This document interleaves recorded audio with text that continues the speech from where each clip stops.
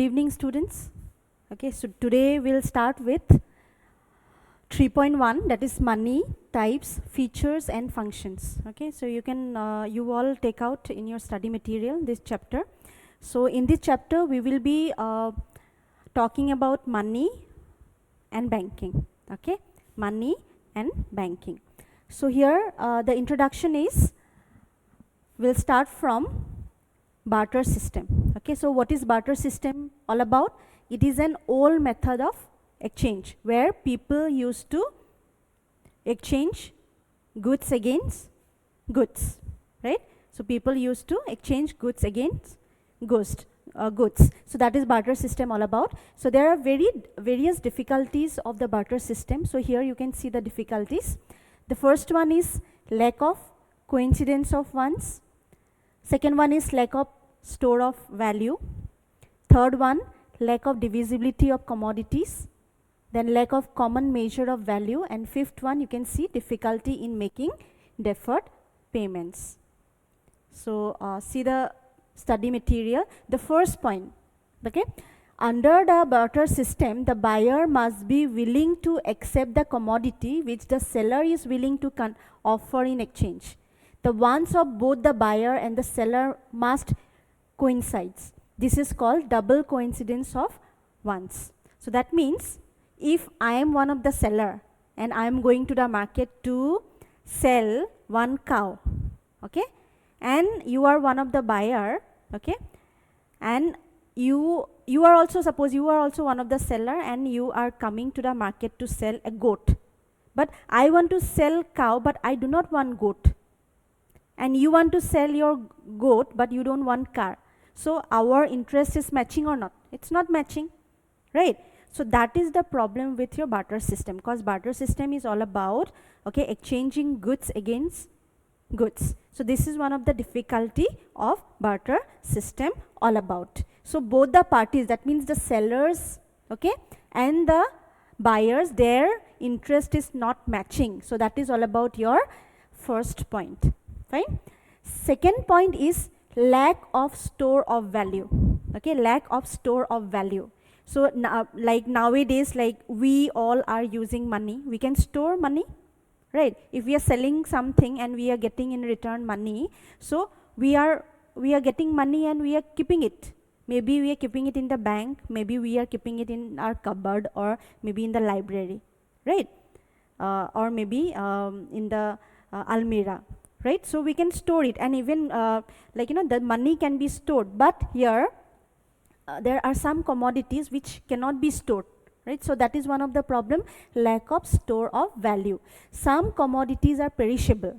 So some commodities are perishable, that means that particular commodity will perish after some time, maybe after one day, okay, maybe if you talk about vegetable, okay, that will perish after 1 year.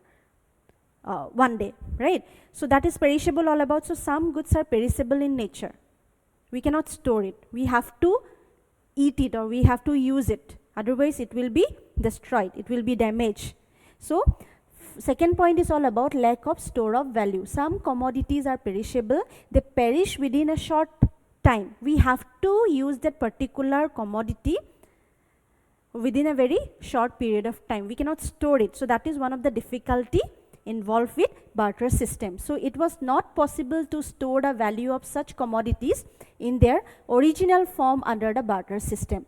They should be exchanged before they actually perish. Otherwise they would not be available for exchange when the need actually arises in future. So we have to exchange it. If suppose we are there in the market to sell, and we are selling vegetables, we have to sell it by today or maybe by tomorrow, otherwise it will be damaged, right? So that is one of the problem with your barter system. So lack of store of value. We cannot store the value of the goods in case of barter system.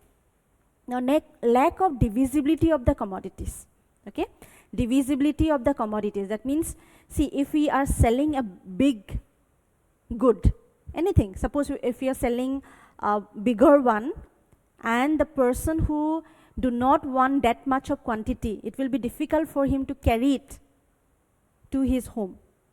So there is a problem of what? lack of divisibility. Some goods cannot be divided, right? Like suppose someone has come to the market with an elephant. So there will be a problem of what? Divisibility, right? You are going to the market to sell one pair of duck or maybe hen, and one person is coming to the market to sell one elephant. So it will be difficult for the seller who is selling elephant, right? So that is one of the problem, that is lack of divisibility of commodities. So depending upon its quantity and value, it may become necessary to divide a commodity into small units and exchange one or more units for other commodity. But all commodities are not divisible. So all commodities, as I have told you, like elephant, that cannot be divisible, right? That cannot be divisible. So this is particularly true in the case of animals. Fine. So somebody is going to the market to sell one animal, so it will be difficult for him to sell because he will be facing the problem of what? Divisibility. So that is the problem related with your barter system. Now next one is lack of common measure of value. See here, like we have a common measure of value, that is money. Whatever we are selling, in return we are getting money. So money is the common measure of value. But you think in the time of in ancient time, when people used to exchange goods against goods, so problem is like what? Lack of common measure of value. There was no common measure of value. There was no money. So that's why that is one of the difficulty. So under the barter system, there was no common measure of value. To make exchange possible, it was necessary to determine the value of every commodity in terms of every other commodity, right? So this is another difficulty. Then next one is difficulty in making deferred payment. So here deferred payment is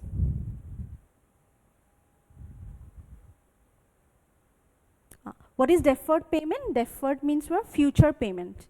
Okay, so nowadays if we are buying something in credit, okay, and that particular commodity has a value, suppose 500 rupees, and if I want, I can tell the shopkeeper that I will give you 500 rupees tomorrow, I'll give you 500 rupees next month, right? So that is deferred payment. Like, you know, it is possible to give payment in future, but that is not in case of your barter system. But in barter system, there is no measure of value, right? So that's how it is a difficulty in making deferred payment. So under barter system, future payment for present transaction was not possible because there is no common measure of value. Because future exchange involved some or other difficulties. For example, suppose it was agreed to sell specific quantity of rice in exchange for a goat on a future date, keeping in view the present value of the goat. But the value of goat may increase or decrease, okay, increase or decrease by that date. So that is one of the difficulties. So lack of what here? Difficulty in making deferred payment. But that is not so in case of your money. We can do future payment also. So that's why money has come into the picture. So here you can see functions of money. So what is money all about? What is money? Money is the common measure of value, or we can say money is the medium of exchange. If we are exchanging something, if we are selling goods, somebody is giving us money. So money is the medium of exchange, or we can say money is the measure of value. So here the term money was derived from the name goddess Juno Moneta of Rome. So all these you need to remember, okay, underline in your study material, okay. It may come in the MCQ question. Fine. So money was derived from the name of goddess Juno Moneta of Rome, that you remember. Then money was invented to overcome the difficulties of the barter system. So as I have told you, discussed the difficulties of barter system. So to overcome the difficulties of barter system, money was invented. So several economists define money as, first one you can say Robertson. He has defined that anything which is widely accepted in payments for goods or in discharge of other kinds of business obligations. So that is money all about. So what is money? It is widely accepted. Okay, it is widely accepted in payments for goods. Overall, everywhere it is accepted, universal acceptability we can say. Okay, so that is money all about. Then Seligman has defined that money is one that possesses general acceptability. Okay, so that means it is acceptable everywhere you are going to buy or if you are going to sell. Okay, money is acceptable everywhere. Then Walker, he has defined money is what money does. Okay, so these are the definitions of money. Now next one, 4 types of money here you can see. In any economic system, usually there are operations, circulations of 4 different types of money. So here you can see commodity money, fiat money, fiduciary money, and commercial bank money. First one, commodity money. It is the simplest and the oldest type of money. It is built on scarce, valuable natural resources that act as a medium of exchange, store of value, and unit of account. Commodity money is closely related to what?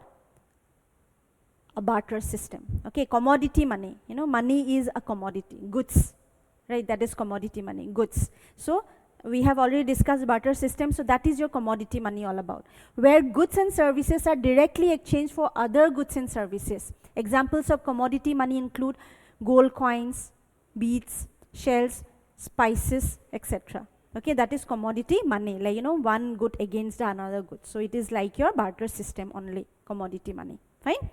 Now next one, fiat money. So the term fiat means a formal authorization or proposition or a decree. This means fiat money gets its value from a government order. So this you underline. Fiat money gets its value from a government order. Here the government declares fiat money to be legal tender. So here in case of your fiat money, the government, okay, government gives the declaration, government gives the order that fiat money is the legal tender money, okay, which requires all people and firms within the country to accept it as a means of payment. If they fail to do so, they may be fined or even put in prison. Unlike commodity money, fiat money is not backed by any physical commodity. By definition, its intrinsic value is significantly lower than its face value. Some of the examples of fiat money are coins and bills. So fiat money is also called as your legal tender money if the government declares. Government declares, okay, government gives orders that fiat money is also the legal tender money, okay, and people, here it's mentioned that people have to accept it. Okay, if they fail to do so, they may be fined or even they may put in prison. Okay, so here this one you underline, its intrinsic value is significantly lower than its face value. Okay, its intrinsic value is lower than its face value. It's whatever the value of the particular money, so that that money's intrinsic value is lower than face value. Fine. So that is your coin, or we can say talk about bills. Now next one, fiduciary money. Okay, so fiduciary, it is meant the involvement of trust. Underline trust. So trust word is related to your fiduciary, especially with regard to the relationship between a trustee and a beneficiary. That is why fiduciary money depends for its value on the confidence that it will be generally accepted as a medium of exchange. Unlike fiat money, it is not declared legal tender. Okay, so fiat money is declared as legal tender. So unlike fiat money, it is not declared as legal tender by the government, which means people are not required by law to accept this as a means of payment. That means fiduciary money, if somebody is offering you, you may oppose it also. You may oppose not to accept it, right? So in case of your fiat money, the government has declared it as a legal tender money. But fiduciary money, the government has not declared as a legal tender money. Okay, which means if they want, that means people are not required by law to accept it as a means for payment. You may deny it also to accept it. So some of the example of fiduciary money include check, bank notes, or drafts. Fine. Now, commercial bank money. So it is described as claims against financial institutions that can be used to purchase goods or services. It represents the portion of a currency that is made of debt generated by commercial banks. More specifically, commercial bank money is created through what we call fractional reserve banking, which is a process where commercial banks gives out loans worth more than the value of the actual currency they hold. Any type of loan by the commercial banks may be termed as commercial bank money. So what is commercial bank money? So in the amount of loan that is given by the commercial bank to the general public. So that is your commercial bank money all about. So here it's mentioned, any type of loan by the commercial bank may be termed as commercial bank money. Okay, so some portion from the deposit that the customers that deposit money into the bank, so a portion is kept by the commercial bank as a reserve, and a percentage is given to the customers as a loan. So that is known as your commercial bank money all about.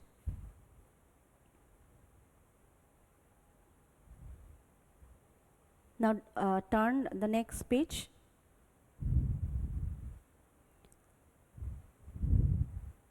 Okay. So now next one is your components of money supply. So what are the components of money supply? Okay. So components of money supply are, here you can see there are 2 points. Currency issued by the central bank. Okay, whatever the central bank issues, currency notes, that is one. Second one is demand deposits created by commercial banks. Fine.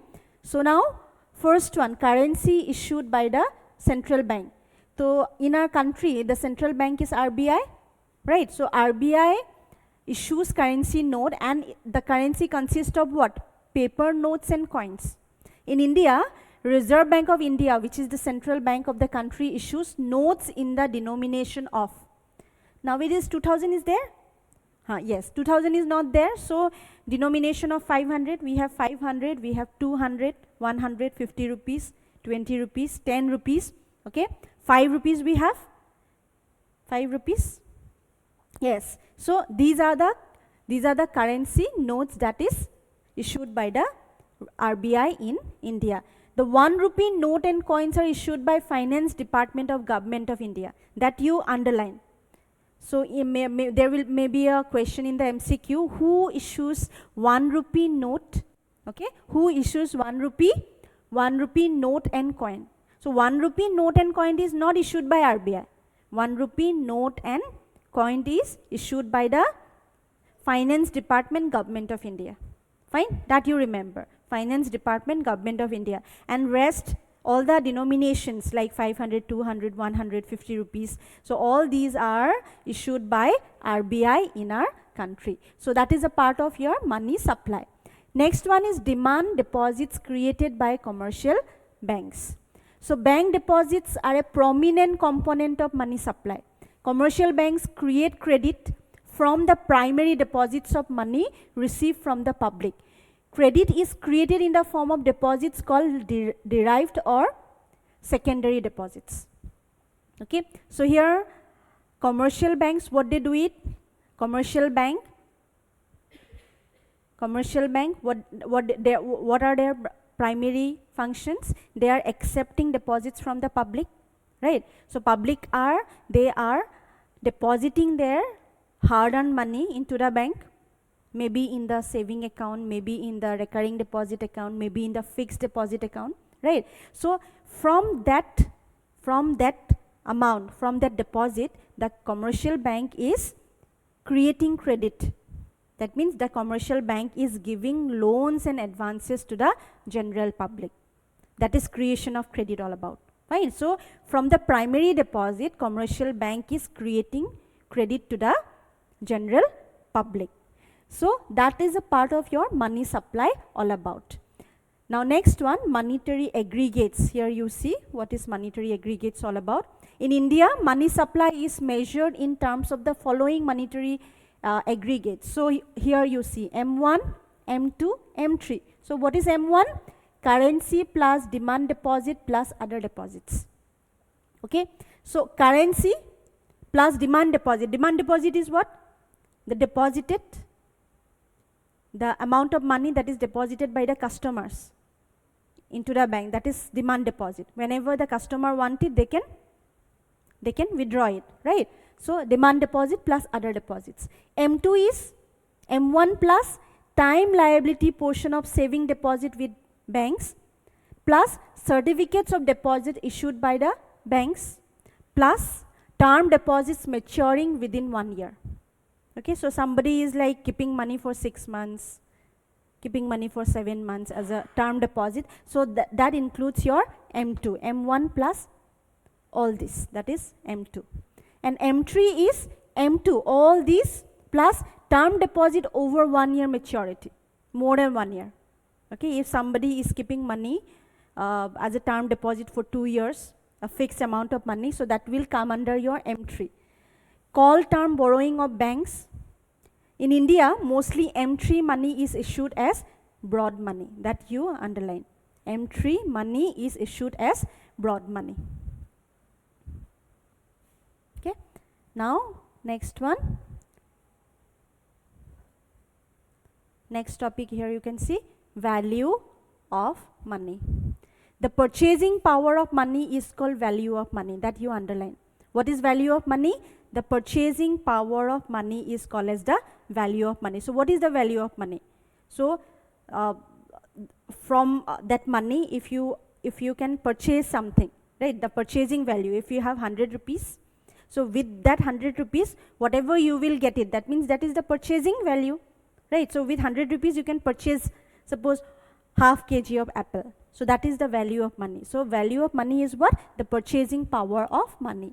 It is nothing but exchange value. You are giving 100 rupees and you are getting half kg of apple. So it is nothing but exchange value. How much of goods and services can be obtained in exchange of a unit of money is called value of money. So how much of quantity of goods or services you are getting? That means you are getting half kg of apple, right? So that is the value of money all about, or purchasing power of money is the value of money. So the inverse value of price, P, is called value of money. That is 1 by P, that you remember, underline that. Okay, the inverse value of price is called value of money, 1 by P. So types of value of money are your internal exchange value and external exchange value all about. So what is internal exchange value? How much goods and services can be obtained in exchange of a unit or money domestically is called internal exchange value. And external exchange value is how much foreign currency can be obtained in the exchange of a unit of domestic currency is called external exchange value, right? So if you're giving 80 rupees, okay, if you're giving 80 rupees or 85 rupees, you will get maybe roughly $1, right? So that is external what? Exchange value. $1 you will get it. And internal exchange value is like you're getting goods and services. Suppose half kg of apple, you are getting it from the Delhi vegetable market, right? So that is your internal exchange value. Fine. Now forms of money, here you can see forms of money, call money and credit money. First one, forms of money, call money and credit money. Then other financial assets, that is NBFI. Example, units of UTI, insurance policy. So that is again point number 2, other financial assets. Then you have paper money and coin. Okay, if you have paper money and coin with you, so that is also one of the form of money. Then near money or money substitute, bank check, near money, like if you have a check from a bank, right? So that is also your money all about, near money. So that is near about money, like that check you can encash it, you will get cash. Now this one you underline, Gresham's law. The law states that bad money drives good money out of circulation. Bad money drives good money out of circulation. This is true in case of bimetallism, where two metal standard, that is gold and silver, operated side by side.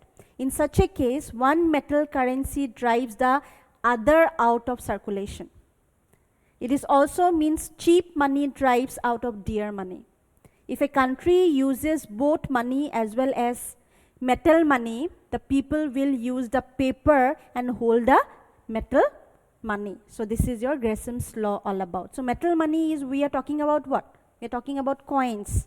And paper money, we are talking about, yes, notes. Fine. So that is your Gresham's law all about. Now next one is quantity theory of money. So quantity theory, so this you remember. Then quantity theory of money is what?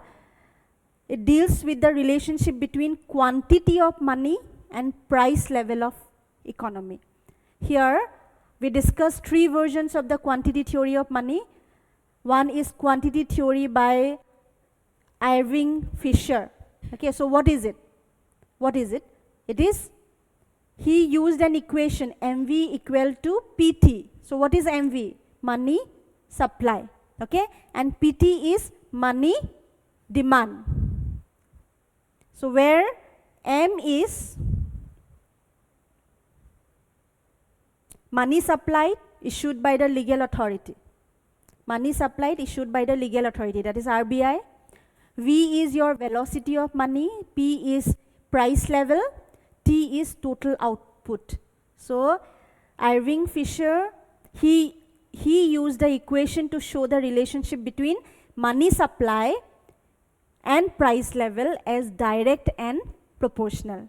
Okay, so you remember about this one, Irving Fisher, you underline this, and he has given one equation, MV equal to PT. So that is, MV is your money supply, showing the relationship between money supply and price level as direct and proportional.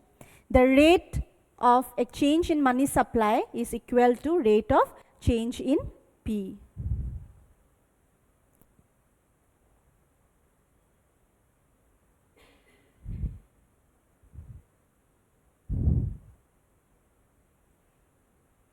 Okay, so assumptions of Fisher equation: velocity of money is constant, gross national product GNP, that is also constant, and this theory assumes money demand for transactional purposes only. Transactions means buying and selling.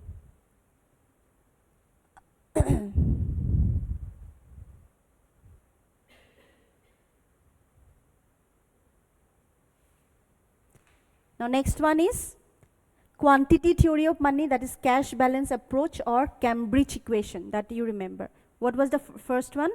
First equation? Who has given that? Fine. So what is the equation? Equal to PT, right?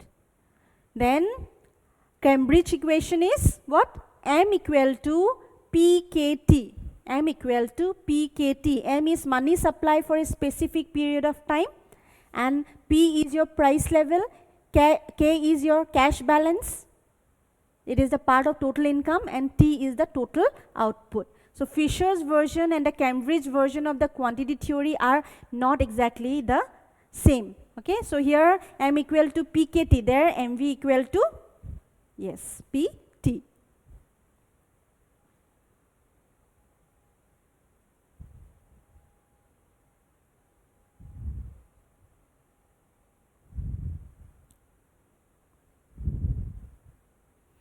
The next one, quantity theory by Keynes. So what is quantity theory by Keynes all about? The money supply affects the rate of interest. When the money supply increases, rate of interest will decrease. Money supply will directly affect the rate of interest. More will be the money supply. Okay, so if money supply is more in the economy, okay, then the rate of interest will go down. It will go down. So rate of interest will decrease. It leads to the increase in investment, level of employment, income, demand, price level, etc. When the price level increases, there is a decrease in the value of money all about. So when there will be money supply, okay, so people will have more money, people will have more income, right? People will have employment. So when people will have more money, the demand for goods will go up, right? When demand for goods will go up, the price of the goods will also go up. When price of the goods will go up, then the value of money will decrease. Fine. So that you remember. So if money supply will increase, then the interest rate will decrease. Okay. And when there will be more circulation of the money in the economy, people will have more employment, more income, more money, the demand for goods will increase, the prices of the goods will increase, then what will happen? The value of money will go down. So value of money will decrease. So according to Keynes, the rate of interest plays a dominant role in determination of value of money. It's like rate of interest as in like, see, whenever, if you're going to the bank to take loan, right, to take loan, when you will take loan, you will get money, right? So when you will go to the bank to take loan, if the rate of interest is less, then you will take more loan, right? Right? And when rate of interest will be more, then you will take less loan. It is like that, right? It is related to that. So in a broader sense, the term inflation refers to the persistent rise in general price level over a long period of time. So here, quantity theory of Keynes, here they have mentioned about the money supply. So when there will be more money supply, that means inflation situation will arise. When inflation situation will arise, when prices of the goods will increase, the value of money will decrease. So at that time your inflation means what? Inflation is the situation where prices of goods will increase. So that is the inflation. So here it is related to inflation also. So inflation refers to the persistent rise in general price level. So here the meaning of inflation given by Crowther. So he has defined what is inflation. It is a state in which the value of money falling, that is the prices are rising. And Samuelson has also defined inflation denotes a rise in the general level of price. So you remember what is inflation. Okay, so inflation is a situation where prices of goods will go up and value of money will go down.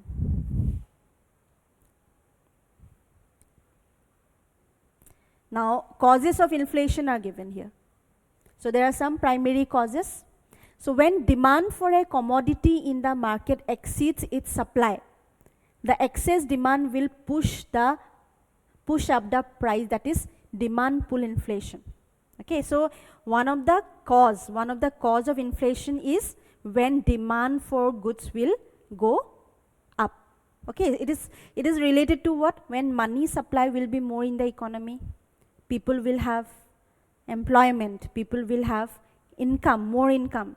So people will go running to the market to buy the goods, right? जब आपके पास बहुत सारा पैसा होंगे, income होगा, तो आप तो बाजार जाओगे, you will go to the market, है कि नहीं? So when you will go to the market, that means the demand for goods will go up, right? Demand for goods will go up. That is called demand pull inflation. वो जो demand ज़्यादा हो गया, इसीलिए price is going up.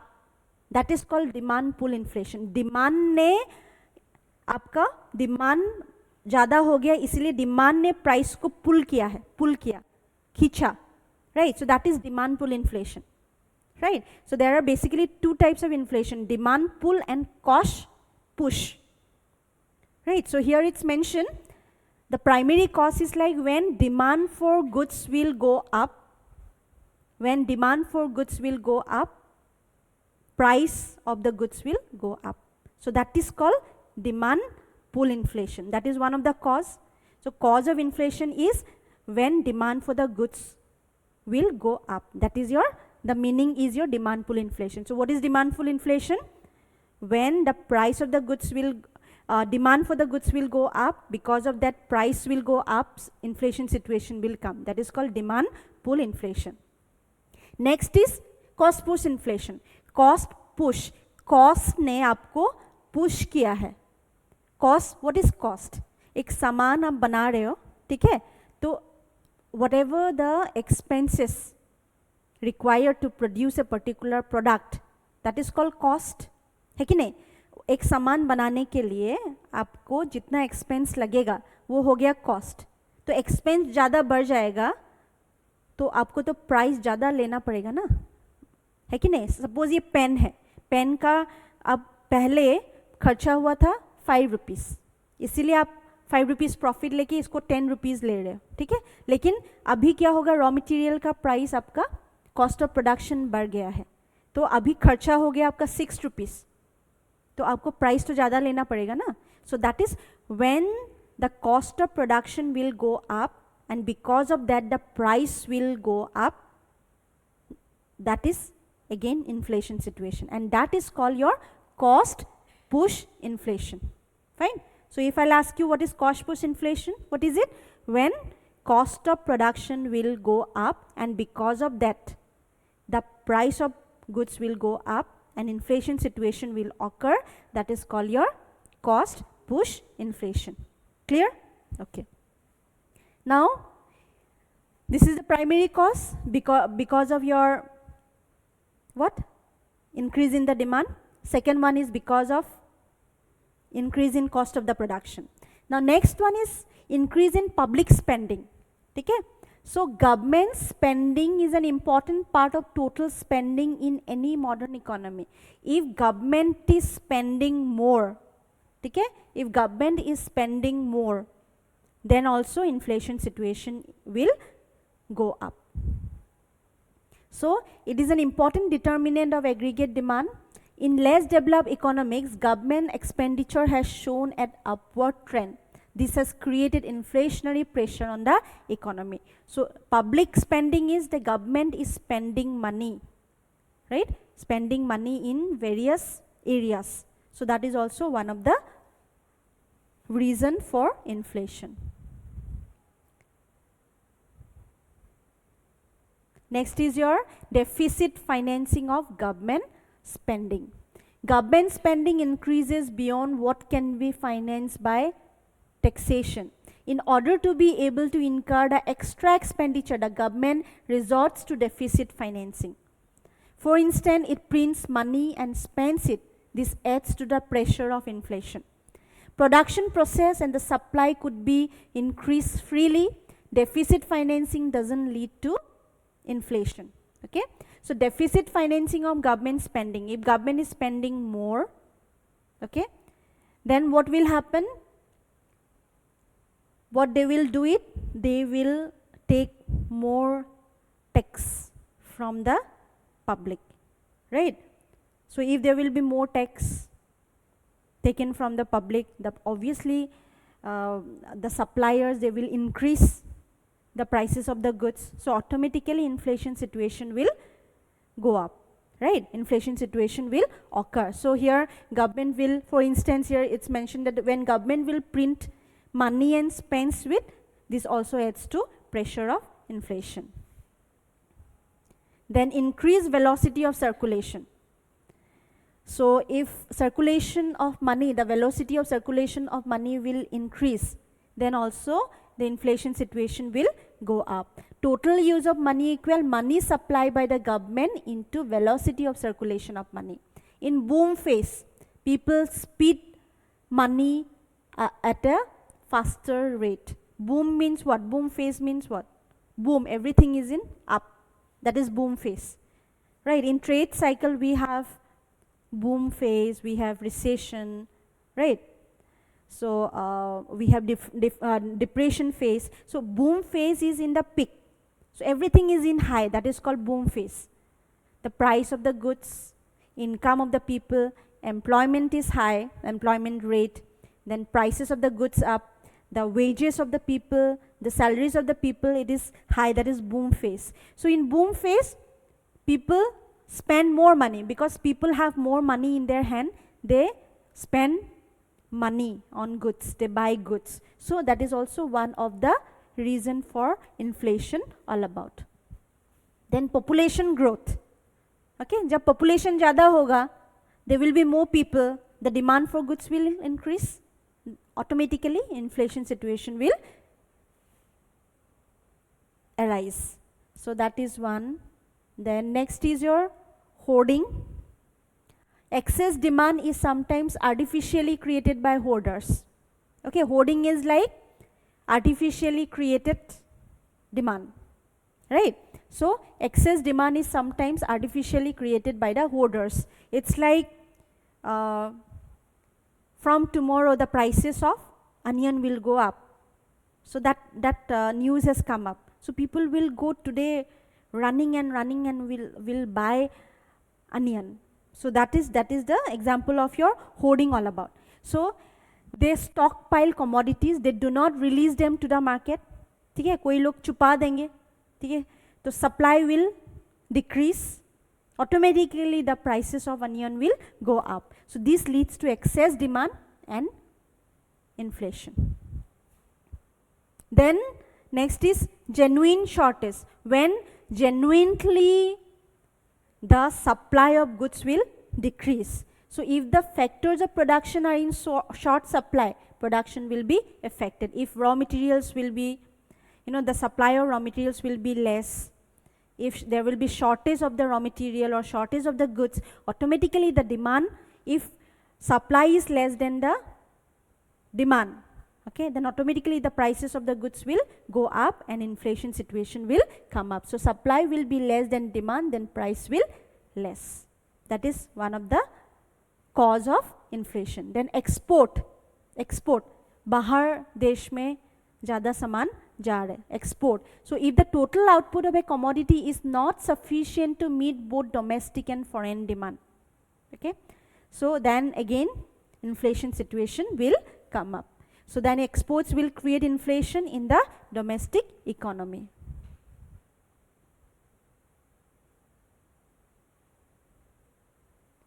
So there are many causes here. Trade union is one, by demanding an increase in the wage rate. So if trade union, they are demanding that we workers, we want more wages, then automatically inflation situation will occur.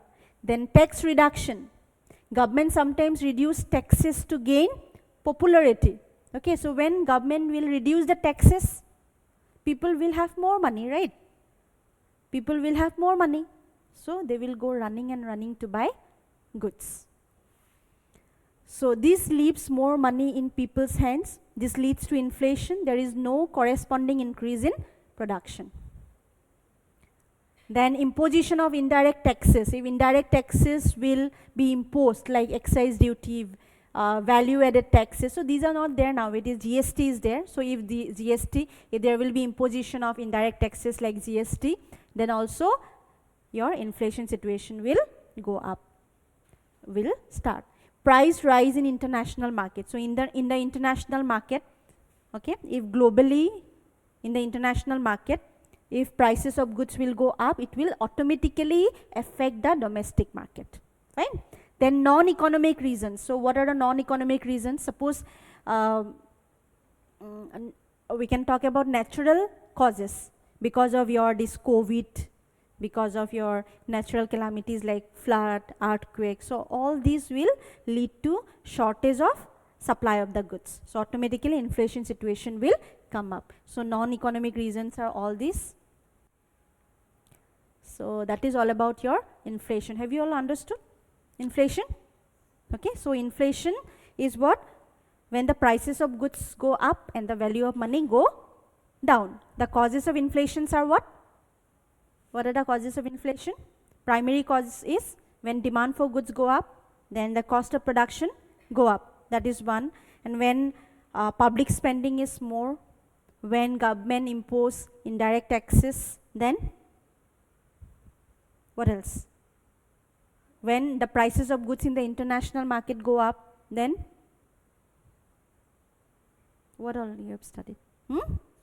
Export. So when there will be more export, then okay, reduction of the taxes. People will live with more money, right? Now we'll see functions of money. So there are primary function of money is medium of exchange and measure of value. Okay, so medium of exchange. So we can exchange anything with the help of money, right? So the first point, medium of exchange. So money serves as a medium of exchange. It facilitates exchange of commodities without double coincidence of ones. Any commodity can be exchanged for money. People can exchange goods and services through the medium of money. Okay, so money is the medium of exchange, so that is the primary function of money. And another primary function of money is measure of value. We can measure the value of any goods or any services with the help of money. ठीक है, कोई भी आप service ले लो, कोई भी goods ले लो, सबका कुछ ना कुछ वैल्यू रहता है, कुछ ना कुछ मतलब इतना पे करना पड़ेगा, वो एक वैल्यू रहता है. That is measure of value all about. So another function of money is measure of value. The value of each commodity is expressed in units of money. We call it the price. We pay price for it, price for any goods or services. In view of this function of money, the values of different commodities can be compared and the ratios between the prices of different commodities can be determined easily. Now secondary function, you can store. So money can be stored. There is no question of your perish. Their value can be preserved in the form of money. ठीक है, money आप store कर सकते हो. You can store money. Then standard of deferred payment, that is future payment is possible if you are involved in any kind of transaction. आपने किसी से कुछ खरीदा, बेचा, so future payment is possible. ठीक है, आप 500 rupees कल दे देना, ठीक है, आप 600 rupees परसों दे देना, right? So that is what standard of deferred payment. Okay, so there is a possibility to pay in the later date. So that is your this all about. An individual consumer or a businessman may now purchase a commodity. आज ले लिया and can pay it in future. That is your standard of deferred payment. Then transfer of money. आजकल तो बहुत, this is like very common. You can transfer money anytime, anywhere to anyone. Right? So money can be transferred from one person to the another person anytime, any place. So these are your secondary functions. And there are some contingent functions also, like measurement and distribution of national income. So national income can be measured and distribution that is possible with the help of money. Then money equalizes marginal utility or productivity. So this is another one. Okay? So they can thus maximize their satisfaction. Similarly, the firms can also equalize the marginal productivity of different factors of production and maximize their profit. So that is second point all about. Basis of credit. Okay, so money, credit is created by the bank. आप bank से you can take money as a उधार. ठीक है, पैसा ले सकते हो and you can pay it in later date with interest. So it is also the basis of what? Credit. The supply of credit in an economy is dependent on the supply of nominal money. It is not possible to create credit if there is no reserve money. Okay? So money is there, that's why the credit is possible. Then liquidity. In terms of liquidity, it is superior to all other assets. ठीक है, 100% liquid. आपके पास पैसा है, it is 100% liquid. ठीक है, वो पैसा पैसा ही है, like any other assets. ठीक है, land can also be converted into money, but it will take time. Building can also be converted into money, but it will take time, right? So money is your asset, but it is most liquid asset. So money is the most liquid asset. Others are also asset, right? This is the most liquid asset, which can be converted into cash within a fraction of time. So your money chapter is completed. So in the next class, we'll start with banking. Okay? So money is completed. So in the money chapter, you will study the money has come from the word, what word? Greek word, right? You study the meaning of money, you study the forms of money, the types of money, fiduciary, commodity, right? Fiat money, all those you study. Then your functions of money you study, what are the difficulties of barter system that you study. Then inflation you study, the causes of inflation you study, fine. And money supply also you study, so the components of money supply, M1, M2 and M3. Okay, so what are the components of it? M1, M2 and M3, all those. And anything else you have studied? Anything else we have discussed? Yes, although what are all those theory, and simply you study that and that equation. Okay, equation you study. Okay, you take one highlighter and highlight that and try to remember the equations. Fine.